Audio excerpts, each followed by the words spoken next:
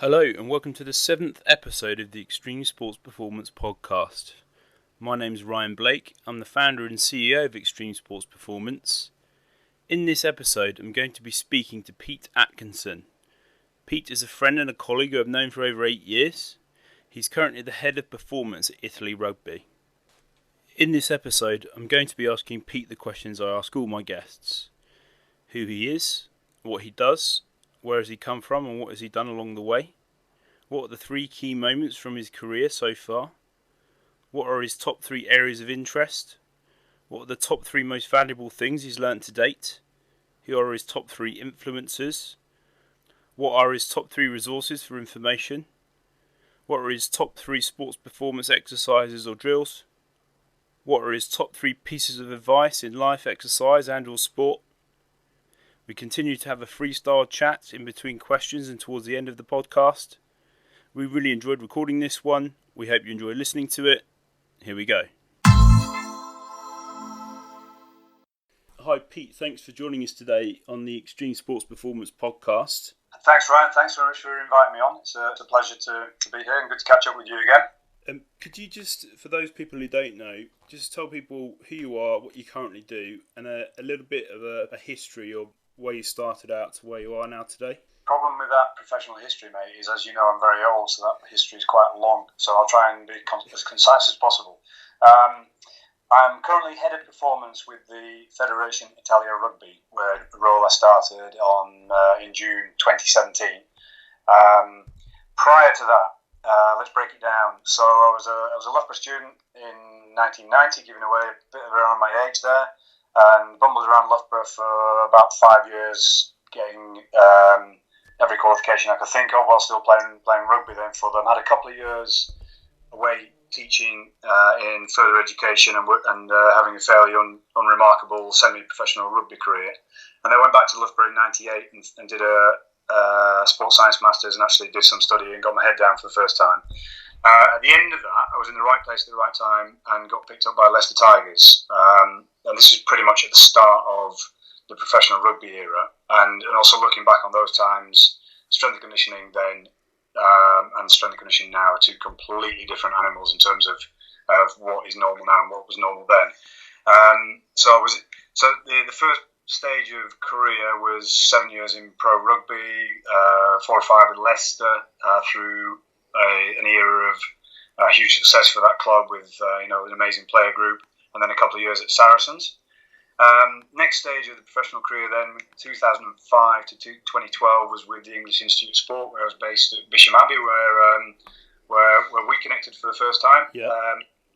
And that role, I was there through a massive era of investment in the funded sports system. When I started, there were 3 of us working across every sport that was serviced through Bisham. Primarily rowing, track and field, hockey, judo, you name it, there was a bit of everything going on. By the time I left in 2012, I was leading a team of 13. So there was a massive growth and expansion in that through that era. Then the next block, I was National League for Strength and Conditioning with the ECB, with England Cricket, where again we worked together.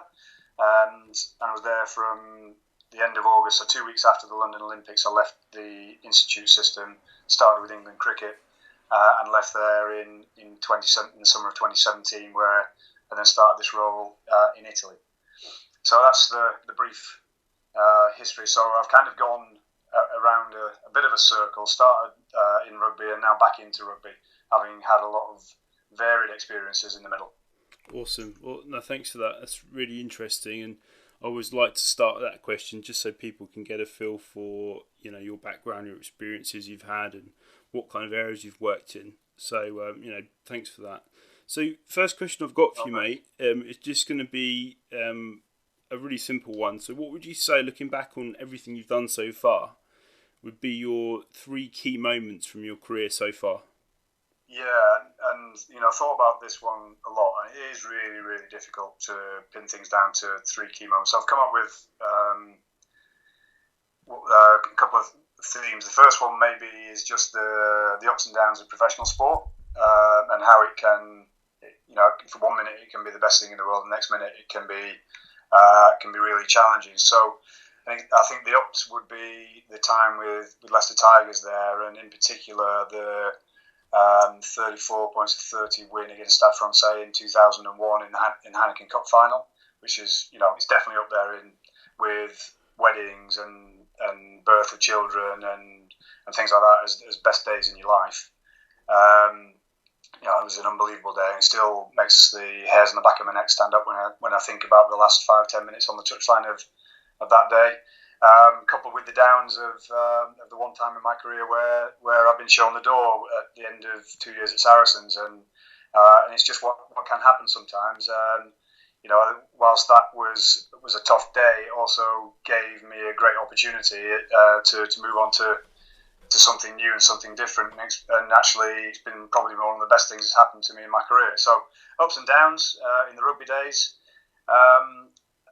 Another key moment. It's not a moment. It's more an indication of a phase and something I was exposed to was probably the development years in the EIS.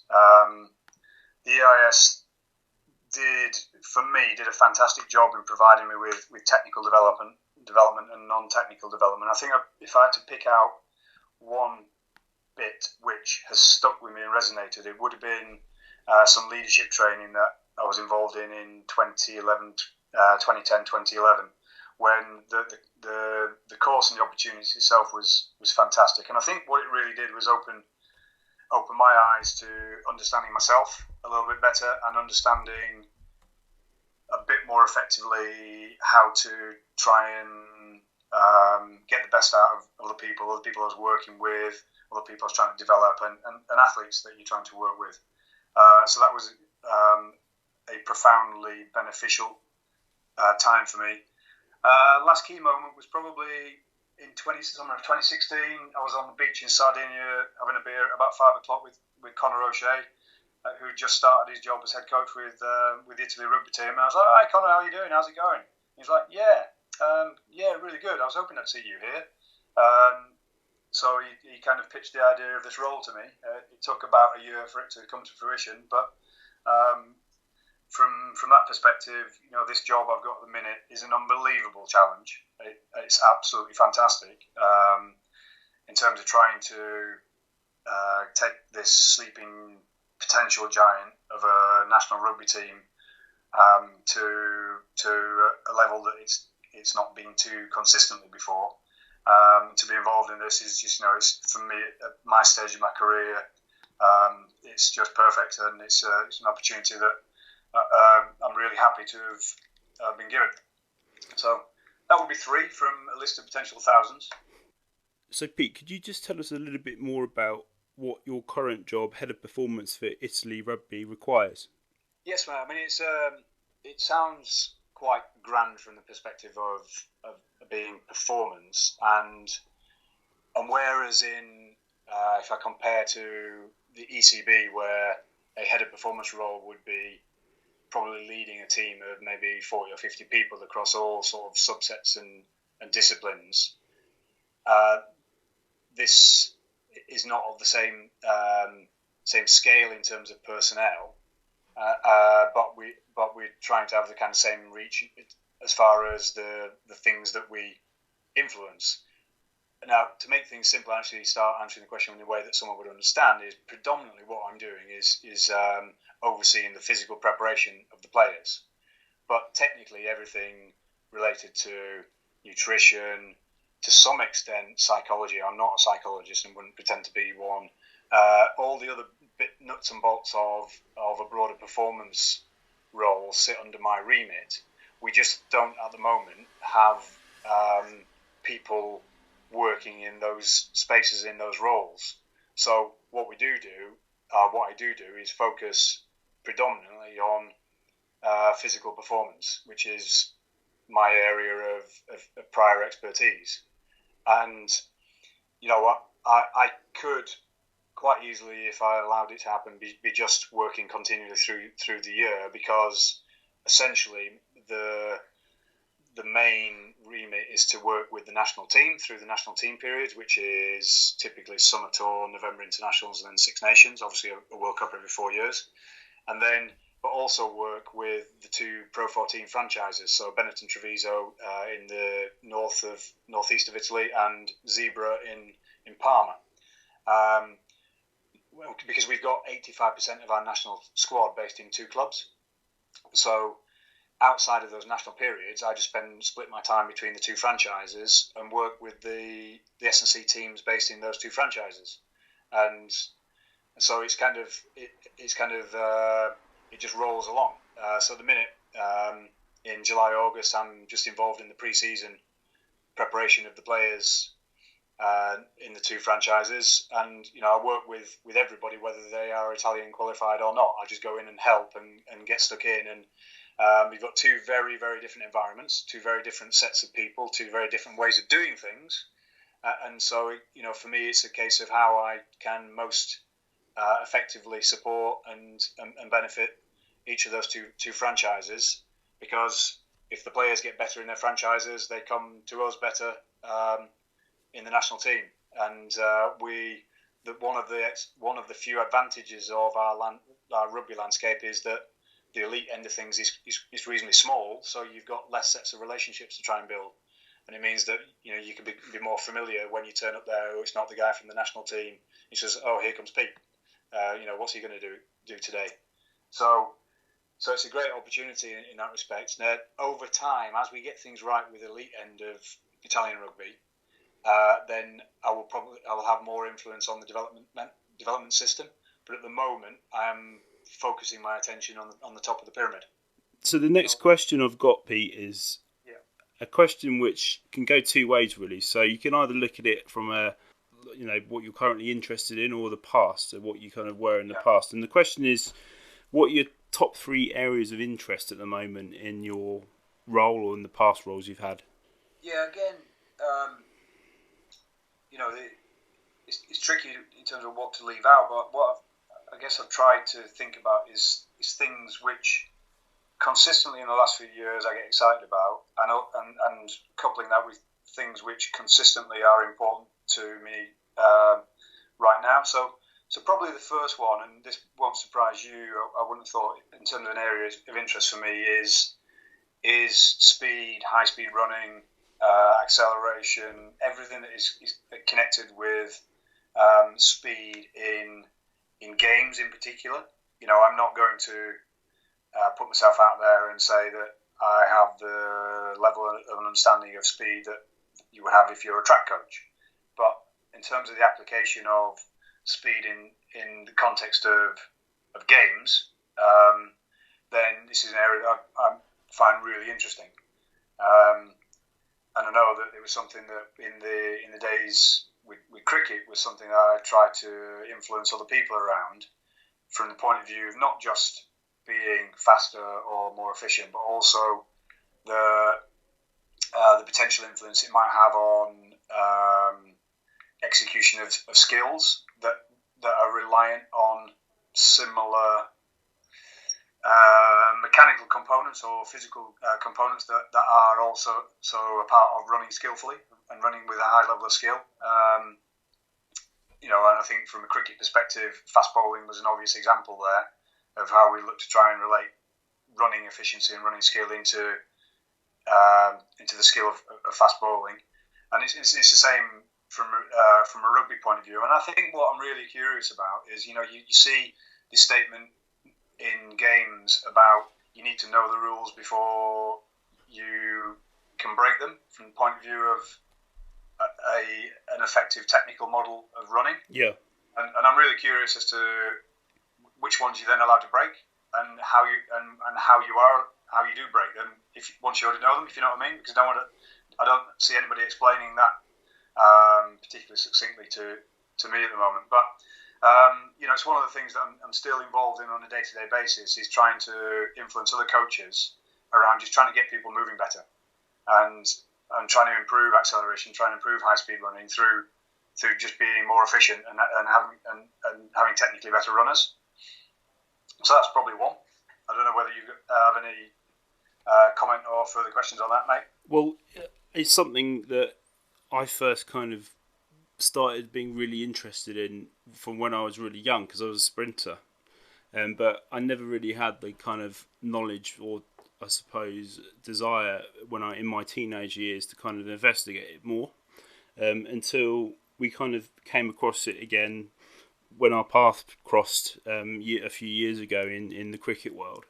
And after several workshops that you'd set up with Franz Bosch, and trying to go through lots of different, I suppose, scenarios that it could help, is definitely something I've found that I'll still use today in many different sports, largely sports based on grass. So with footballers, with rugby players, with hockey players, it's something that I think is just directly transferable, despite the sport. Having that technical ability to be able to move from a standing position with maximal intent and maximal force, and minimal energy leakage, I think is something key to every athlete, really. No matter what the sport is or what the objective is, ultimately being able to move from A to B as quickly and as efficiently as possible is what we want, really, at the end of the day. But the other thing, which I'm sure you all agree with, is making someone more efficient at running can also allow them to perform with less unnecessary load going through their joints and their muscles. So in a way, it also has a protective effect on some athletes. Once their efficiency increases, the unnecessary load that they experience decreases, if that makes sense. Yeah, absolutely. And, I'll give you, for example, of some players out here who have had, in Italian, it's referred to as pubalgia, but just groin-related problems. And when I go back and look at footage of them running, invariably, in nearly every case, when they're running at high speed, their impact is a long way in front of their central mass, and invariably they externally rotate their foot a lot prior to contact. So the additional stress which is going through the whole adductor complex in terms of acting as an additional stabilizer of the hip is massive. And I'm looking at this saying, well, we need to work on this as well as do everything else that you might be doing in terms of your groin rehabilitation program. Yeah. Because otherwise, we're just going to put them back into the same situation where they'll have the same level of overload. Mm-hmm. So let's work on the efficiency alongside, rehabilitating the patient. Yeah. It's just a simple, easy one. I think just the concept of understanding a basic model of acceleration, understanding a basic model of high-speed running, and then using that to coach on an individualized basis is pretty fundamental if you're going to work with team sport players. Mm-hmm. Because they will benefit to a certain extent just by doing it with maximum intent, but they'll benefit a lot more doing it with maximum intent if they do it around a sound technical model. So one thing I found, I don't know if you've experienced this as well, that there were four main areas really in the landscape of this model, of the sprint model, that I found that were specifically apparent in young athletes. So the first one, which is probably going to be no surprise to you, is having an upright posture. The second one was free hip in high speed running. Yeah, the second one being the free hip being up. And then the last two was ankle stiffness, and the fourth one was swing leg retraction. And they're always, like, for me, very apparent in the athletes I mainly spend most of my time working with at the moment, between 14 and 18 years old. Do you find that you experience any of those four areas with the senior athletes that you work with at the moment? Yeah, pretty much all of them all the time. I don't see a massive difference between. I haven't actually done that much work with juniors, so I can't really comment on that population. Okay. But based on what you have said, then there's probably not a huge amount of difference between the younger athlete and the older athlete, other than the older athlete has probably got more wear and tear on the clock and more strength under their belt. Sure. But from the point of view of actual movement efficiency, it's probably not much difference. I see very similar limitations, or in somebody else's terminology, errors in games players. Yeah. And I think it comes down to running is a skill, and you need to practice the skill in the same way that you need to practice your goal swing, your goal kicking, your serve, or whatever else is that you're working on. Sure. And are there any others that you've found specifically apparent in rugby players, whether or not they're forwards and or backs? So ankle stiffness, yes, limitations there. Free hip up, massive limitations there. And I think that and the whole trunk stiffness, the ability to stiffen the trunk, then leads to the lack of swing leg retraction. I think swing leg retraction a lot of times is just a product of a lot of other things. Sure. It's very difficult to consciously coach that. I think if you get things right, you start to see it. Yeah, of course. But it's not something that I would actively try and promote from a coaching perspective, or put in players' minds. I think it's more, as I say, you will just tend to sort of see it as things correct themselves. So, I'd focus on trunk stiffness through any part of the running sequence, both acceleration and high speed, posture relevant to the situation. The acceleration posture, the high speed posture are different postures. Of course, they're both important in their context, and ankle stiffness on a case by case basis. Some have got it, some haven't, and it can, in my experience, it tends to be relatively independent of those two other factors. And so, the ability to, if you've got a lack of ankle stiffness and you've got the other stuff going further up the food chain, then it just takes a bit longer to solve the puzzle, I think. Of course, yeah. And do you notice any specific differences between the quality or the efficiency of acceleration compared to top end speed in rugby? Yeah, they're probably less bad in terms of acceleration. I think the wheels fall off. One of the things that I think is an element of just trying to influence and change here with our elite Italian players is the amount of high speed running that actually takes place, especially for players who need to work at top end. Yeah. Is that unless you practice this thing, it's not going to get better. Mm-hmm. And I don't see consistent, regular work taking place in that space for players who, so if we look at positions 11, 13, 14, 15, so your outside backs who have got to have over 35 kilometres an hour to compete at international level, I don't see them working on it. I see them working on the start and change of direction, but not on top end speed often enough. Mm-hmm.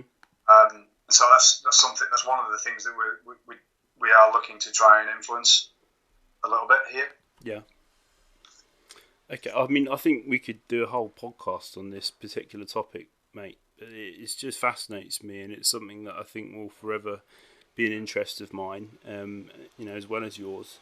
So, just moving on to the second area of interest of yours at the moment, what would you say that was? The first area are very closely connected, because the second area of interest is probably something that has kind of been the last 6 or 7 years, and I think it's getting more and more into the general consciousness, and it's just the whole topic of skill acquisition, motor learning, coordination, and just how we coach in relation to how people learn. And it's fascinating. It really is fascinating. I'm not an expert on this area, but I love listening to experts talk about it and reading on the subject. And I think for me, it's been a bit of a penny drop moment in terms of how I used to coach and tell to how I now try to coach. So that's probably the second one. Again, I'd be interested to know what your thoughts on that are. Well, I'm 34 at the moment, so don't look a day over 34, mate. I've got that's very very gracious for you to say, mate, but I feel about 54 at the moment. But I've not been in the game as long as you have, but I've probably had a good 4 years in academy tennis, 4 emotional seasons in professional cricket, been in and out of kind of professional BMX riding and other different extreme sports, working with fairly high level athletes. So I've probably got a good 10 years of reasonable experience under my belt. And as I'm sure a lot of coaches say, I've made more mistakes than I haven't. So the one big thing that is apparent to me in terms of coaching and quality of coaching is less is more. So trying to get the athlete to coach themselves by giving them appropriate cues, tasks or challenges that are going to help assist with those tasks. So we've discussed this a lot in the past about kind of creating fluctuation and using different, I suppose, bits or samples from things like the Newell's contrast-led or constraints-led variability model, where you either change the task environment on the body, using contextual interference, and also differential learning. I feel at the moment for me, working with those teenage male athletes in over 15 different sports, that's the most effective method or way of me coaching them, is to try and get them to self-discover and to just try just try something, and if it doesn't work, get them to work it out and try a different way. Once you kind of absorb and embrace the concept of no errors, no learning, or that there's got to be a certain amount of failure for someone to solve a puzzle. Now, obviously, that has to be, you can't be having people fail all the time. It's got to be in the right amount, around about 20%, 30%, whatever it is. It's actually very liberating, because you can just try stuff. Yeah. And let people, like you say, work it out. And when you see that happen, it's a lot more empowering, I think, from a coaching perspective. Yeah, no, I completely agree. And I used to kind of have a directly opposite approach, where I used to, I'm sure every coach is guilty of this, where I used to thought I knew a lot more than I actually did, and my way was the only way, and why would they possibly try a different way than I'm telling them? Which, when you look back on it, you just think, what an idiot! Like a lot of that's naivety and a lack of experience. But the more I have experienced, the more I've realised that it's ultimately the athlete, it's the person at the end of the day needs to be able to perform the skills. So you need to kind of create a setting or a landscape for them that's going to allow them to be able to perform at the highest level or in the best way, or the most efficient, as efficiently as possible. And I think having given them the freedom to feel that it's okay to make mistakes when they try it is very very effective. Yeah, and don't worry, mate. You weren't the only one there. I think that's largely how we were as a collective previously. That we had this is the right way to do something. We need to coach this so it looks like this. And whilst that might be relevant for a heavily loaded back squat, it's less relevant for open skill movement. Yeah.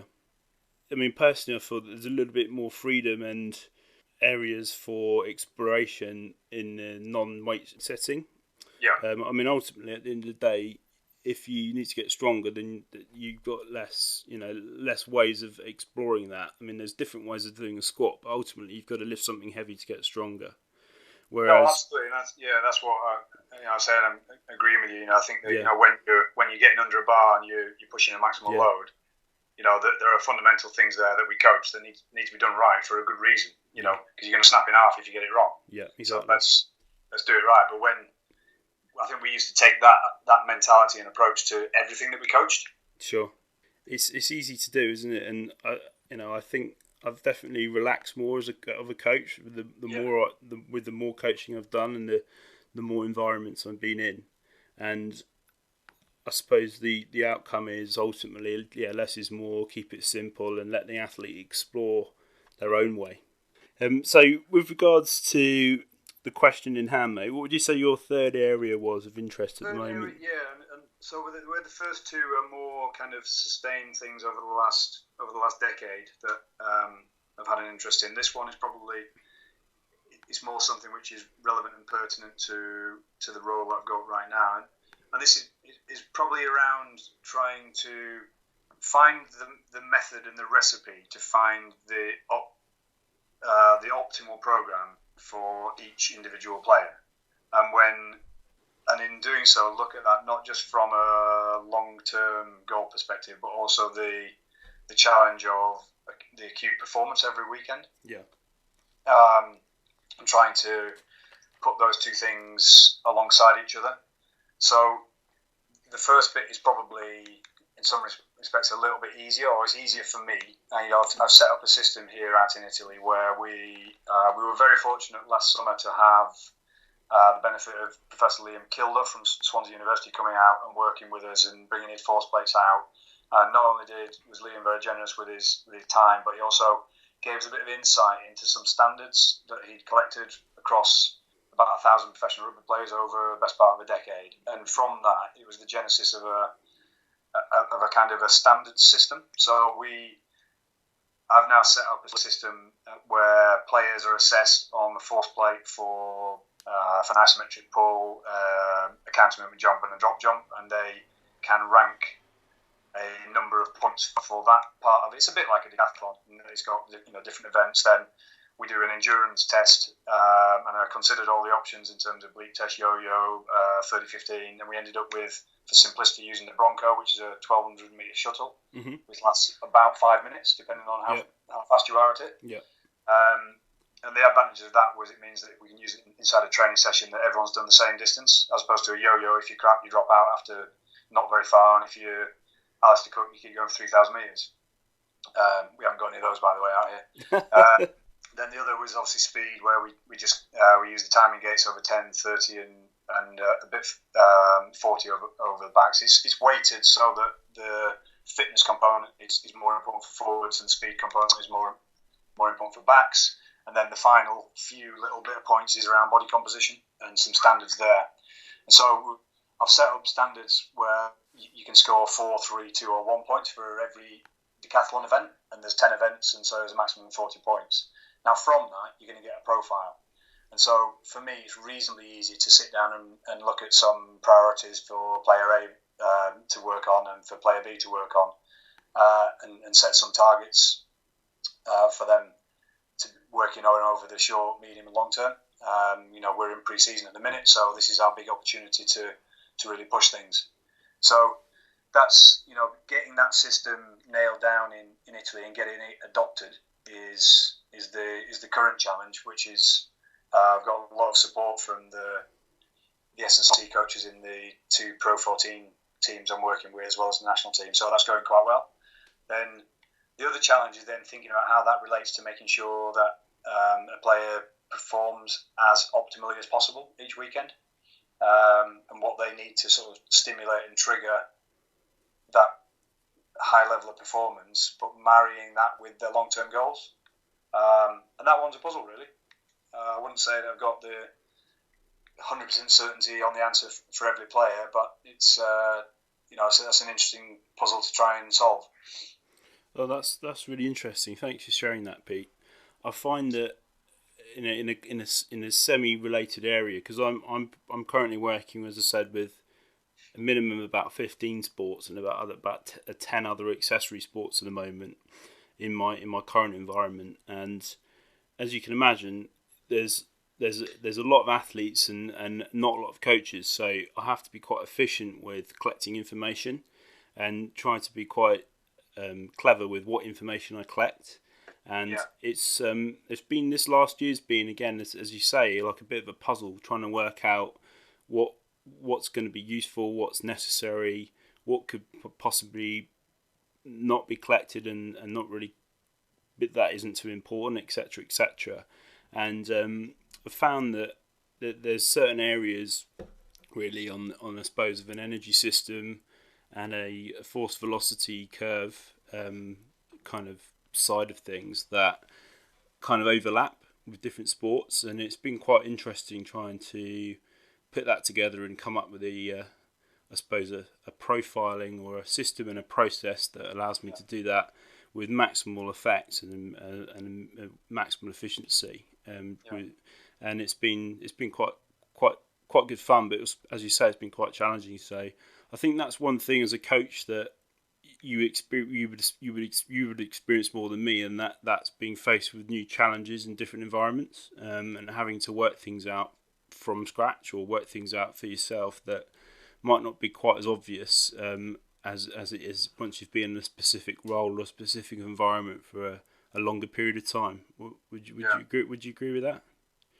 I would, and maybe come back to that, because I just want to pick up on what you were talking about there, because I think when you talk about the profiling, then you can have the cleverest, smartest profiling system in the world, but I think it only really has impact and effect when you sit down with the player and say, right, what do we think of this, and where do we want to go, and how are we going to get there?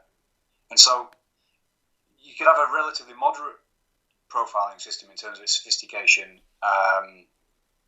but that backed up with a really effective conversation that connects with the player or the athlete is far better than the greatest profiling system where someone's handed a piece of paper and told to get on with it. And so, I think that's what we can sometimes be guilty of is forgetting the human being in the whole thing. Sure. So what I've tried to do is set up something robust in terms of what we're doing, but it's only going to work if we, as a collective group who are working with about 100 players in terms of our elite end, make sure that we have one-to-one conversations with them and use it to drive, to some extent, behavioural change, but to some extent just direction of effort, but keep everybody trying to move forward as effectively as possible. So I think that is a key point in the whole thing, where don't worry if you haven't got access to all the whiz-bang tools. Put something together that's useful and then have the conversation and work out how you're going to move forward, because that's way more powerful.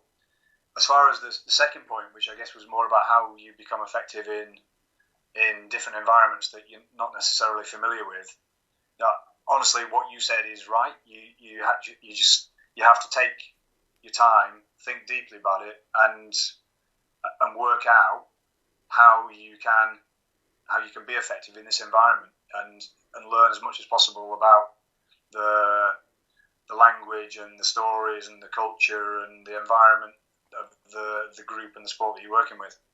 Now, obviously, when you've got 15 at once in 15 different sports at once in your environment, that's a bloody difficult challenge. But I think there is only really that way of going about it. I'm sure that's a challenge you've been faced with when you were at Bisham at the EIS. Obviously, there's lots going on, and one thing that has helped is that I've got the specific sports coaches involved in that process, and had conversations with them about what they think and about what the best way is, or what they think about this approach. And what's actually happened is educating them more on the science side of things. As they've basically kind of almost told me the answer over a certain period of time, which has made it a lot easier. So I think that's just another point that just is important to emphasise, that having conversations with the athlete but also with the coaches are invaluable, because it might give you ideas or spark thoughts that you might not have if you didn't have those conversations in the first place. Funny how it always comes back to people and relationships. It's directly linked, and I think that's something that you only realise once you realise it, or more than once, and then it finally kind of kicks in.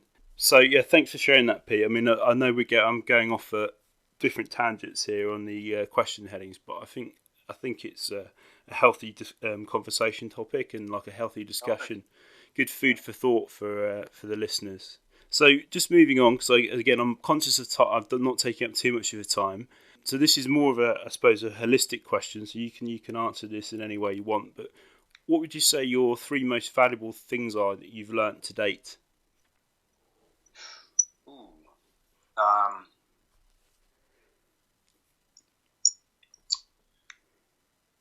Just in sort of life in general and sport. So I suppose with your current job titles you've had over the last 20 years, from a professional point of view, in those environments and in the roles that you've had to fulfill, What would you say that if there were any kind of really valuable lessons you've learned over that time period, what would they be? First one maybe relates to just life in 2018 and just the nature of the world that we live in, and that is you have to prioritize. The flip side of you have to prioritize, and the bit that's taken me forever to get my head around, is you have to decide what it is you're not going to do and what's not important. Because if you want to be effective in your situation, in your role, and you are just constantly fiddling around trying to solve every little thing that crops up, then you're not going to be effective at the big things that you need to do that matter, because you're just getting bombarded by too much stuff. So I think any of us at any point in time could probably write down a list of things we need to do that would be anywhere from 10 to 100 things long. Now, if you just picked 3 of those and said, I'm going to focus on these 3 things, and that was it, and didn't allow any of the other stuff to get in the way and to disrupt what you're doing, my experience would say that you'll be more effective at the things which are actually important. And so that's kind of a generalism, which is not necessarily that specific to any one particular role. I think the other one that, because you pinged me a couple of ideas on some of these questions. The other one, which we've sort of touched on, really, it was being effective in the environment that you're working in, mm-hmm. and there really is no predetermined solution for that. I mean, now the challenge I've got out here is involves a different language. I'm fortunate that a lot of people speak a decent level of English, but it makes your communication very challenging, because I can't speak effectively in Italian. I can say some things, but you can't say anything with any detail or nuance. So it really has a challenge in terms of how you coach and how you go about doing things. And so you just have to find a way within the context here to be effective and get messages across and get the job done. And there's a sort of uniqueness here in this particular role about how you do that.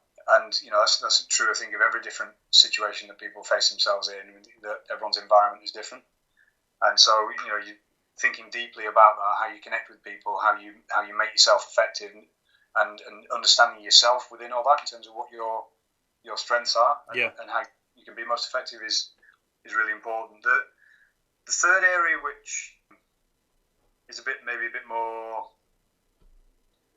A bit less practical, and maybe possibly a bit deeper, is almost kind of, and this is start to think about this from the point of view of being a parent now, and thinking about as my kids grow up, what they might get involved in and what they might do, and seeing other people's kids go through. There are very few people who I've been involved in for whom sport is a business. Very few, and good luck to those ones who are, the Ronaldos of this world and those people who are making an awful lot of money out of sport. For the vast majority of people, they go into it because it's a passion of theirs and because it's something that they want to commit themselves, and it has a different level of meaning. And I think it makes a lot of sense, and it is the right thing to do to stay close to what sport means to the people that you're working with, and understand what they are looking to get out of their sport and their involvement in sport. And it's the connections, it's the memories, it's the stories, it's the good times and the bad times that makes the journey worthwhile. And I think we sometimes get too preoccupied in numbers or systems or other stuff and lose sight of that. So I guess that was probably something a little bit different, and I maybe haven't articulated that wonderfully well, but I think there's something in there about we're not saving lives, we're not doctors and nurses, we're not politicians, we're not teachers, we're doing something else. We all work in sport for a slightly different reason, but then sometimes I think we forget that reason. Well, really, really appreciate that insight there, and that's a really kind of honest reflection on your experiences, Pete. So thanks for that. So I'm going to move straight on to the next question. I'll be really interested to know what your answers are for this. And the question is, who would you say in your career have been your top 3 influences to date? I pick different people for different reasons. I think right at the start of my career, when I was at Loughborough, I was trying to get involved in anything that I could possibly get involved in, paid or voluntary. Just keen to make a start in professional sport. There was no strength and conditioning industry at that stage. It just didn't exist. There were a handful of track and field coaches who were involved in either track and field or rugby. There were a few rugby S&C coaches, and that was pretty much it. But fortunately, Loughborough University was a place that teams and organisations would come to for support and help. And so I worked with football, cricket, netball, all sorts of different sports on whatever basis. And the guy who was there at the time, Dave Redding, subsequently went on to work with England Rugby and was in charge of their physical preparation and fitness at the 2003 World Cup. And he's the same guy who's now head of performance services at the FA and was, sort of wandering around on the pitch after England's moments through the recent World Cup in Russia. So, and he had a big influence on me getting started. I was indebted to the opportunities that he gave me and bits of advice he gave me along the way. So it was somebody who helped me get my feet on the rungs of the ladder and get things off and moving. The second one, try to pick people you might also know a little bit as well. So the second one I picked is Raf Brandon, who I worked with at the ECB and at the EIS. But Raf is almost a metaphor for knowledge. He himself has got a fairly sizable cognitive space in between his ears, but he was in charge of the EIS system when I was exposed to a lot of knowledge development, and through just our personal relationship, he gave me a lot of knowledge and understanding. So he's almost kind of, he represents a period in my career where I was gathering knowledge. Yeah. And the third one, again, is representative of somebody who, and it won't surprise you, somebody who has just kind of thrown a bit of a hand grenade into things and made us question what we do. It won't surprise you, that's Franz. Yeah. And I know Franz, for some people, is those who are pro-Franz or anti-Franz. And, I don't subscribe to 100% of everything that Franz says, but what I do appreciate is the challenge that he's given us in our industry in terms of how we think about things. And I think from my perspective, I've learned a lot from him, and he's made me think a lot, which I think is a very good thing. Awesome. Well, thanks for sharing those. I'm obviously, as you know, very familiar with Raf, and we spent time with him and yourself at the English Institute of Sport, and also up at Loughborough, and also had the opportunity to meet Franz a few times as well at the same time. So I can definitely relate to those two people. Every time I've been in their company, I've walked away knowing a lot more about something than when I did when I first got there. And so, you're like me, you're probably feeling quite inadequate about your own intellect. Go and cry, exactly, have tears running down my cheek on the motorway, realising I don't actually know anything on the drive home. So yeah, they're fantastic minds, and they've both taught me a lot of different things as well. As have yourself, mate, to be honest. There's a lot of things that you've said to me and conversations we've had in the past which have really helped me out and steered me in the right direction. So just like to take that opportunity to thank you for that. I appreciate that, but I think it's very important that what comes around goes around, isn't it? And I think all of us have had help and assistance at times, and it's important that we try and pass whatever bits of knowledge or wisdom on that we've got as much as possible. So exactly, and I've just set up a workplace placement partnership with St Mary's Uni with St Paul's School, trying to get their second and third year graduates a little bit more exposure to the real world of coaching, and again, it's just trying to give something back, I suppose, that for all of the help I've had trying to pass it through. And I think that's something that the industry does a lot better now than it used to. I think everyone tries to help out people when they can, if possible. So it's a healthy cycle. So just moving on to the last couple of questions, Pete. So Yep. what would you say your top three at the moment, your top three resources are for new information? I think I've referred to an era and a period of knowledge gathering.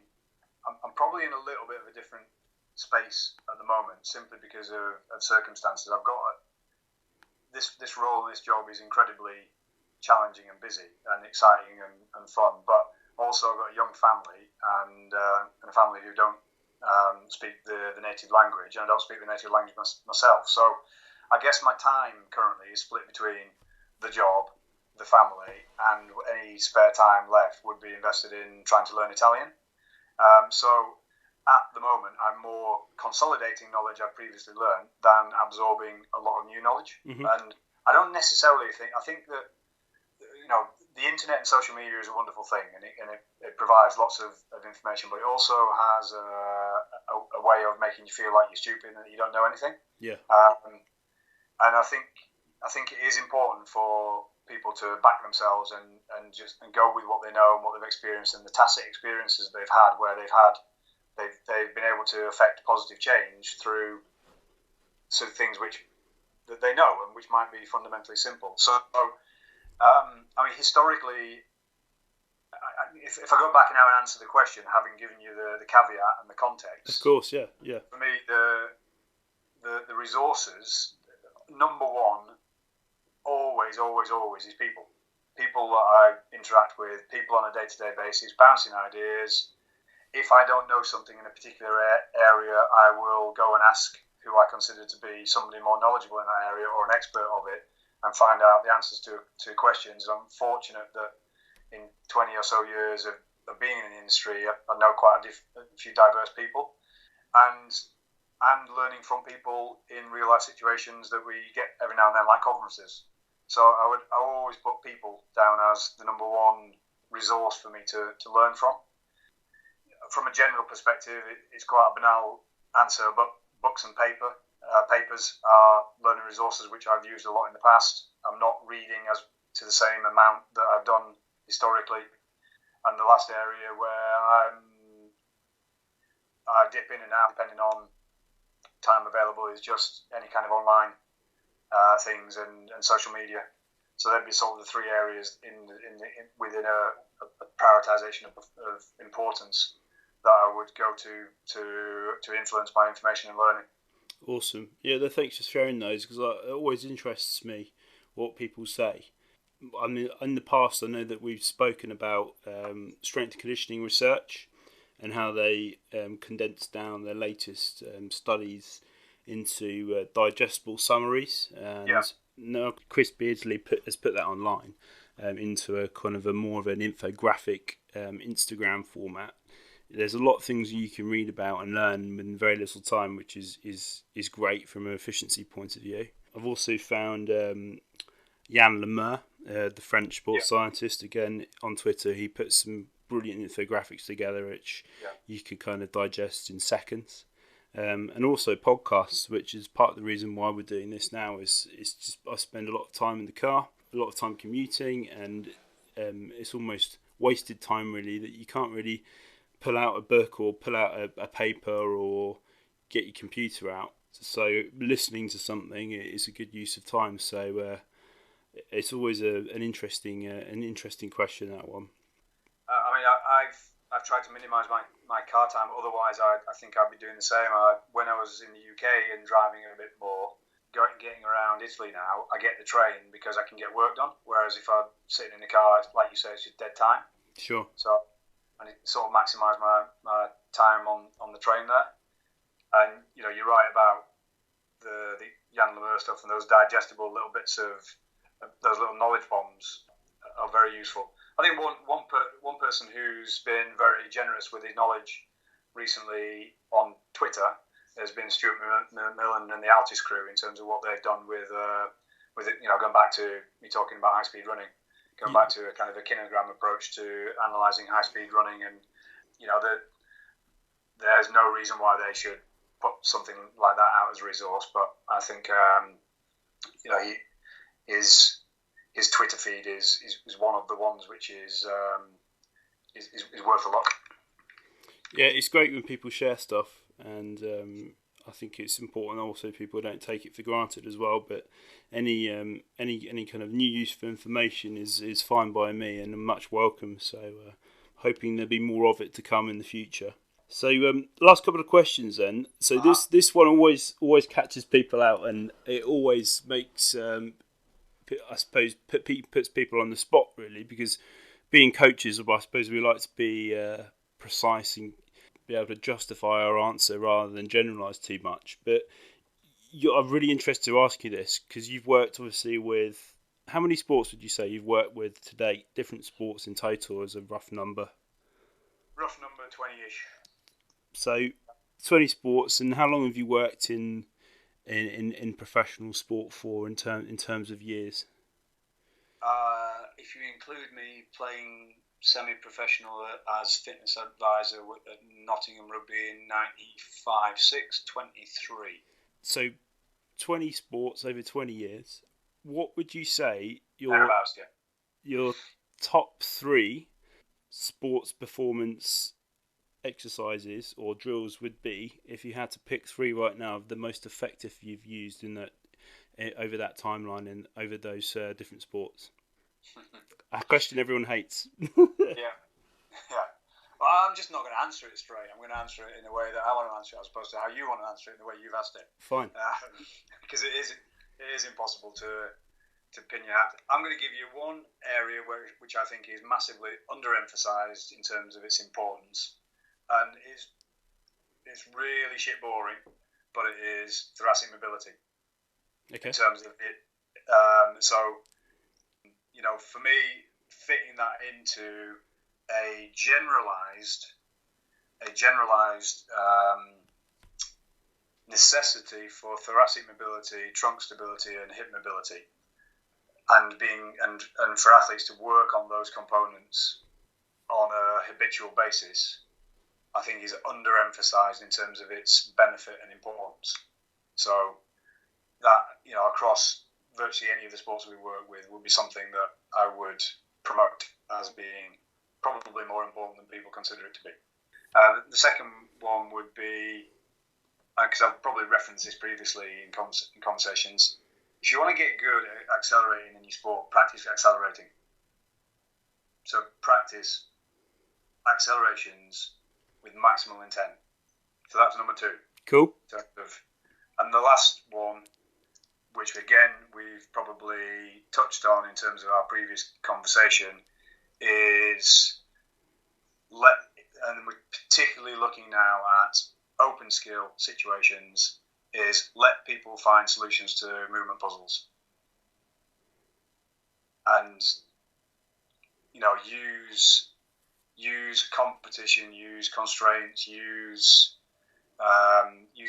your imagination, use any infinite number of variations around trying to promote an effective outcome in open skill situations, and let people find solutions, because you'll probably be amazed at what creative things they can do, or how much learning they will take from it relative to a predetermined, programmed, coached approach.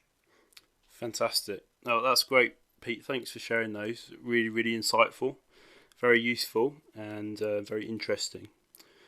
What would be your top 3 pieces of advice in life, exercise, and or sport that you feel that you've kind of learnt to date that you give to the younger you, or give to a young graduate just starting out in the industry? What would you say the top 3 most important things are that you would tell them?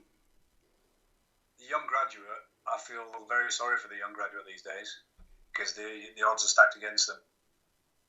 It really, really bothers me how many kids are going into sports science related degrees and situations relative to the number of opportunities which actually exist in elite sport environments. So I would, if it's a young graduate that I was in any way emotionally connected to, I'd want to really manage their expectations about the realities of this world. I've been very lucky to get into it when I did. I mean, you know how hard and cutthroat this world is, and it would be we're getting them to think very carefully about the sacrifices they're prepared to make in order to be successful on that journey, and understand how hard it is. Mm-hmm. But once if they realise all those things and they still have the absolute passion to want to do it, then support them 100%. But don't let them go into it thinking I'm going to get an undergraduate degree from X university and therefore I'm going to walk into a job in elite sport, because it ain't going to happen. You know, you've got to sell your soul these days, as you know, don't you? In terms of the amount of hours that you need to do and the sacrifice that you need to put yourself through just to get a chance. And having sat on the other side of recruitment processes, the number of people who are applying for roles and jobs relative to the one successful person, it's a bit scary. So for the young graduate, it would be that. I'm a bit lost now in terms of anything particularly profound that we've not already talked about. Sure. No, that's fine. I mean, to be honest, I think what you've said is probably one of the most powerful things you could say, and that's just, you know, being prepared for the reality of what it is we do is, and how hard it is to get that opportunity initially, but also something like 15,000 students start sports science related courses every September, October. Yeah, it just scares the living bejesus out of me in terms of you know, there's probably about 10 jobs every year. Yeah, that are being created. It's a massively oversaturated industry at the moment, unfortunately, and you know, that's partly why I like to try and do what I can to help out the graduates by offering, you know, them experience to learn in the environments I work in. But you know, that's a couple of students. You know, it's by no way gonna change, you know, the deficit at all in any way. But it's it's food for thought, isn't it? Really, and it's something that. What I'd follow up there, if that line is useful for people who may be in that stage and phase of life, when it comes down to experience is absolutely fundamental. You need to have some experiences on your CV, otherwise you are not going to even get a chance of an interview anywhere. It's literally not going to happen. But what a lot of them will mistake is the quality of the experience that you've got in relation to going through the cycle and the process and learning what isn't effective from being a strength and conditioning coach versus it looking nice because you were involved in 2 weeks of pre-season with Everton Football Club, where you probably got to wash the bottles out of the water. And you know, for just an example, that example comes to mind because I've seen that one before. Sure. Whereas somebody who's gone down to their local sports club and got hold of some 14 to 16-year-olds and spent time assessing what their needs were, putting a program in place, cyclically reviewing the effectiveness of the program, inspiring and enthusing the kids involved, and just learning real things with real people on the job. That kind of experience is a million times more beneficial than just simply being involved in some sexy organisation. Yeah, I completely agree, and I think it's not about who it is that you're involved with, it's about what you're doing, which is fundamentally more important. And I think a lot of people, it's easy to get that confused. I've made those mistakes or been confused with that in the past, and you know, learned the hard way. But unfortunately, learning the hard way means that you waste a lot of time. So to be able to help any people not avoid the potholes I've stepped in the past is only going to be a win-win for me. So hopefully that's useful. So Pete, I'd just like to just to wrap up and say thanks very much for your time. I really appreciate you speaking to me, and I found the whole Thanks for having me, and it's good to catch up with you again. It's been a while. You too. Best of luck with everything Italy have got coming up on their schedule. Any nice easy stuff like Autumn International against Ireland, Australia, New Zealand, Six Nations, and then the World Cup. So it just should be fairly straightforward. Easy stuff. Nothing to worry about. So when are they? When does the first one kick off? What month? We got November internationals. We go to Chicago to play Ireland, and then we actually come back and play what's probably the most important game of the year for us. We got Georgia at home, where we need to win. And then we play Australia and New Zealand for the next 2 weeks, which will be fun. And then we got Six Nations in February, March, and then we're into our World Cup summer and World Cup preparations, which we're currently planning. Then we got the World Cup in Japan in September. Again, we got a nice easy group with South Africa and New Zealand in it. Nothing to worry about. Nothing to worry about. Well, in all seriousness, best of luck and thanks very much for your time. Speak soon. Thanks for listening to the 7th episode. We hope you enjoyed the show. Please don't hesitate to leave us a rating or review on your listening platform of choice. If you haven't already, please check out our website. We have weekly blogs on our blog page. You can sign up to our monthly newsletter via our sign up page. Our online store consists of personal coach, training programs, nutrition plans, interactive training systems, toolbox, and coming very soon, membership packages. We also have several social media platforms: Instagram, Facebook, Twitter, and YouTube. Links to all these can be found at the bottom of every page on our website or via any search engine. That's all for now.